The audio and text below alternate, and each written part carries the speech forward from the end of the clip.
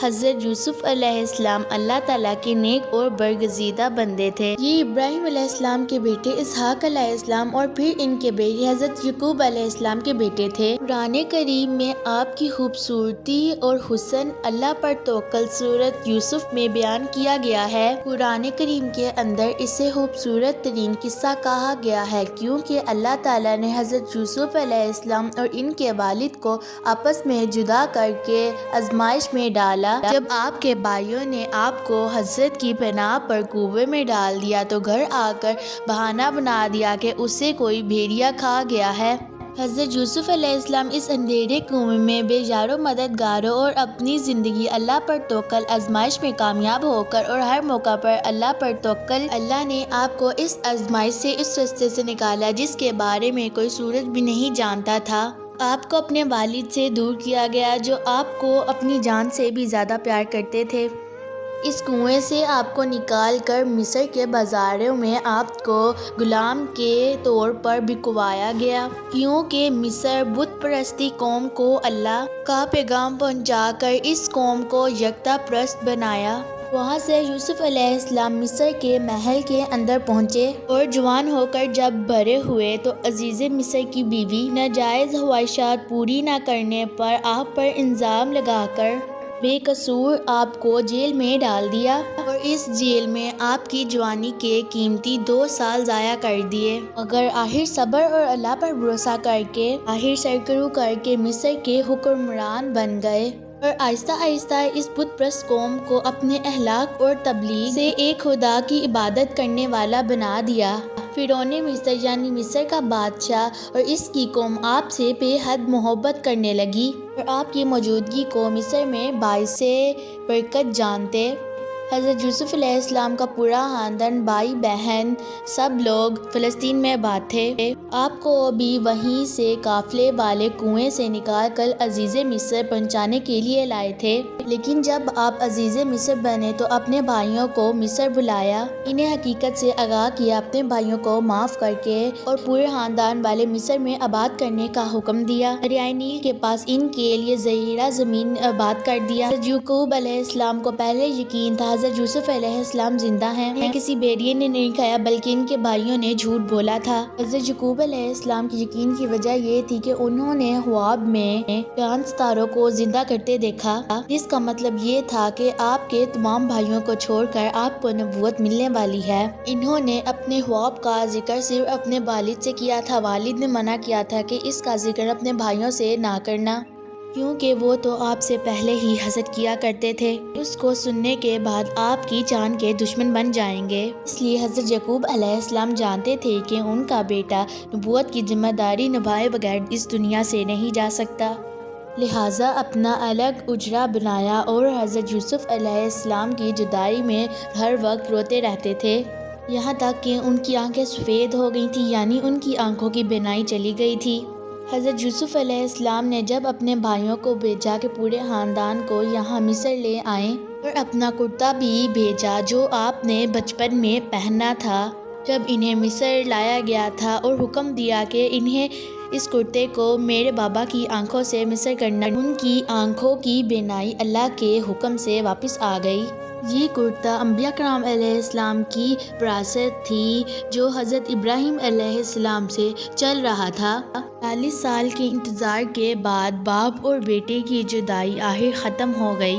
جب دونوں آپس میں گلے لگا کر روئے تو آسمان کے فرشتے بھی یہ دیکھ کر رونے لگ گئے۔ یہاں مصر میں حضرت یعقوب علیہ السلام 24 سال تک زندہ رہے جبکہ حضرت یوسف علیہ السلام 120 سال کی عمر تک زندہ رہے۔ اپنی وفات سے پہلے حضرت یعقوب علیہ السلام نے وصیت کی تھی کہ میری قبر وہاں بنانا جہاں پر میرے دادا حضرت ابراہیم علیہ السلام اور میرے والد حضرت اسحاق علیہ السلام کی قبر ہے، وہ فلسطین میں دفن ہے، لہٰذا ان کی وصیت کے مطابق جو انہوں نے کہا تھا وہی کیا گیا۔ اپنی وفات سے پہلے حضرت یوسف علیہ السلام نے نصیحت کی کہ میں نے حضرت ابراہیم علیہ السلام سے سنا ہے کہ ان قریب میری قوم بنی اسرائیل اپنے وطن کی طرف ہجرت کرے گی، لہٰذا جب وقت آئے تو میری میت کو میرے دادا اور میرے والد کے قبر کے ساتھ دفنانا۔ آپ نے اپنے بڑے لوگوں سے اس بات کا وعدہ کیا تھا، لیکن جب حضرت یوسف علیہ السلام کی وفات ہوئی تو مصر کے لوگ آپ سے بے پناہ محبت کیا کرتے تھے۔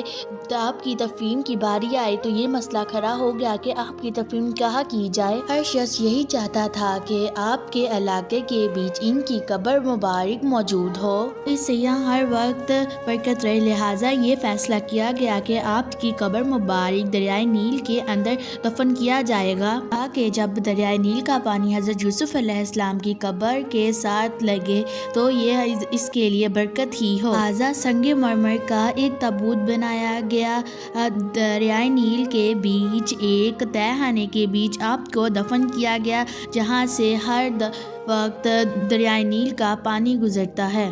وقت گزرتا گیا، بادشاہت بدلتی گئی، 4000 سال کا وقت گزر گیا۔ پھر ایک ایسا فرعون آیا جس نے خدا ہونے کا دعویٰ کیا۔ پھر بنی اسرائیل پر ظلم و ستم کے پہاڑ توڑ دیے، لہٰذا اللہ تعالیٰ نے بنی اسرائیل کو نجات دینے کے لیے ان کے درمیان حضرت موسیٰ علیہ السلام کو پیدا کیا۔ انہوں نے اپنی قوم بنی اسرائیل کو فرعون کے ظلم سے نجات دی اور فرعون اپنی قوم سمیت پانی میں ڈوب کر مر گیا۔ حضرت موسیٰ علیہ السلام اپنی قوم کی لاکھوں کی آبادی لے کر فلسطین کی طرف نکلے، لیکن ہر بار راستہ بھول جاتے، بار بار یہی ہوتا رہا۔ لہٰذا اس بار بنی اسرائیل کے لوگ بیٹھے اور مل کر سوچنے لگے کہ ایسا کیوں ہو رہا ہے؟ کیا وجہ ہے جو کہ آگے جانے سے روک رہی ہے؟ تک کہ جبرائیل علیہ السلام نازل ہوئے، حضرت موسیٰ سے کہنے لگے حضرت یوسف علیہ السلام کی نصیحت کو پورا کرو، اپنے ساتھ حضرت یوسف علیہ السلام کی قبر کو لے کر جاؤ، یعنی ان کو فلسطین میں دفن کرو۔ حضرت موسیٰ علیہ السلام نے اپنی قوم سے پوچھا کہ کوئی ہے جو حضرت یوسف علیہ السلام کی قبر کی نشاندہی کر دے، سوائے اس بڑھیا کے کسی کو وہ جگہ معلوم نہیں تھی۔ اس بڑھیا کی یہی شرط تھی کہ میں صرف موسیٰ علیہ السلام کو ہی بتاؤں گی، وہ بھی ایک شرط پر۔ بڑھیا کا واقعہ بہت دلچسپ ہے جو حضور علیہ السلام نے بھی بتایا تھا۔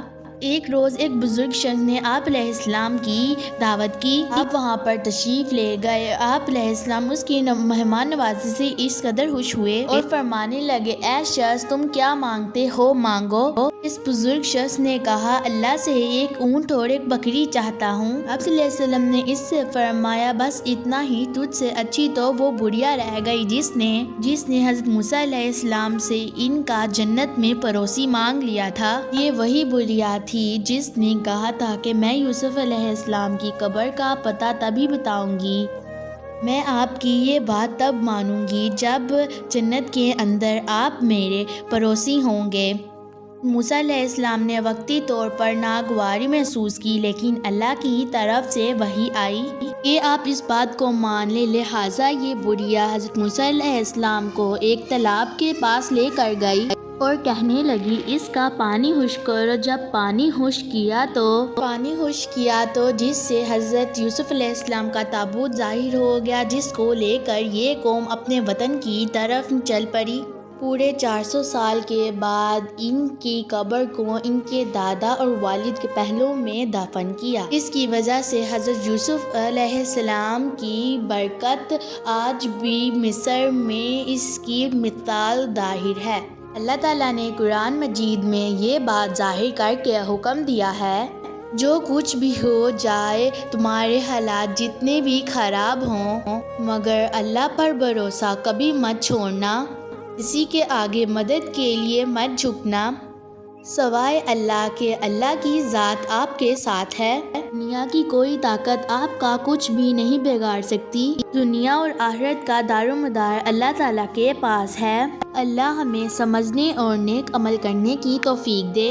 ویڈیو کو لائک اور دوستوں میں شیئر ضرور کرنا۔ شکریہ۔